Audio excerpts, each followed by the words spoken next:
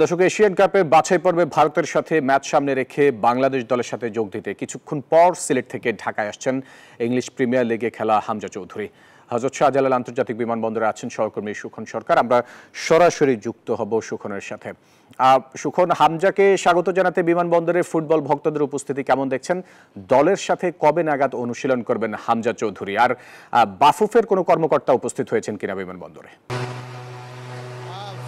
আপনি যেমন বলছিলেন যে হামজা চৌধুরী কিন্তু বাংলাদেশের এই মুহূর্তে সবচেয়ে বড় নাম, এবং হামজা চৌধুরী বাংলাদেশের ক্রীড়া অঙ্গনের সবচাইতে বড় হাইপ। এবং হামজা চৌধুরী গতকালই কিন্তু সিলেটে পৌঁছেছেন এবং আজকে তিনি ঢাকায় আসবেন এবং রাতে 9:30টার দিকে তিনি ঢাকায় পৌঁছাবেন এবং পরে কিন্তু আগামীকাল বাংলাদেশ দলের সাথে যুক্ত হবেন এবং যুক্ত হয়ে কিন্তু অনুশীলনও করবেন হামজা চৌধুরী। এবং সেই ব্যাপারগুলো কিন্তু আমরা জানতে পেরেছি। কিন্তু সবচাইতে বড় বিষয় যে বাংলাদেশের মানুষ কিন্তু একটা দিকে তাকিয়েছিল যে ইতালিয়ান বংশোদ্ভূত ফাহমিদুল আজকে বাংলাদেশ দল সকালে এসেছে এবং সেই দলের সাথে কিন্তু ফাহমিদুলকে আমরা পাইনি। ফাহমিদুল কিন্তু আসেনি, কারণ হিসেবে কোচ দেখিয়েছেন যে তিনি টিমের সাথে কোপ আপ করতে পারেননি এবং টিমের সাথে মানিয়ে নিতে পারেননি।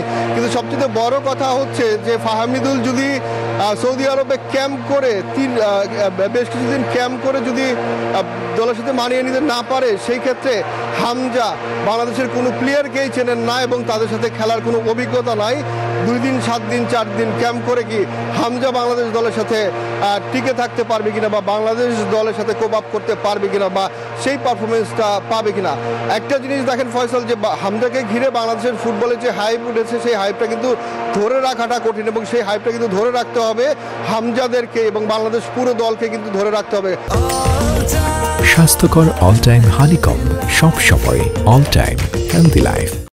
কারণ ভারতের বিপক্ষে ম্যাচে যদি কোনোভাবে বাংলাদেশ খারাপ করে এবং হামজা যদি প্রত্যাশা অনুযায়ী পারফরমেন্স করতে না পারে, সেই ক্ষেত্রে কিন্তু বাংলাদেশ কিন্তু প্রশ্নবিদ্ধ হবে এবং বাংলাদেশের মানুষ কিন্তু হামজার উপরে নারাজও হতে পারে এবং বাংলাদেশ দলের উপরে নারাজও হতে পারে।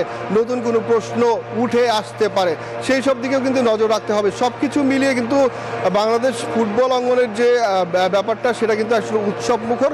কিছুক্ষণ পরে হামজা নামবেন ঢাকা এবং তার ফ্লাইট সিলেট থেকে ছাড়বে 8:40 এবং হামজা আসার পরেই হয়তোবা গণমাধ্যমের সাথে তিনি কথা বলতেও পারেন। যদিও তিনি গতকাল থেকে বেশ কয়েকবার গণমাধ্যমের মুখোমুখি হয়েছেন, আজকে গণমাধ্যমের মুখোমুখি হবেন কিনা সেটাও কিন্তু একটা বড় প্রশ্ন।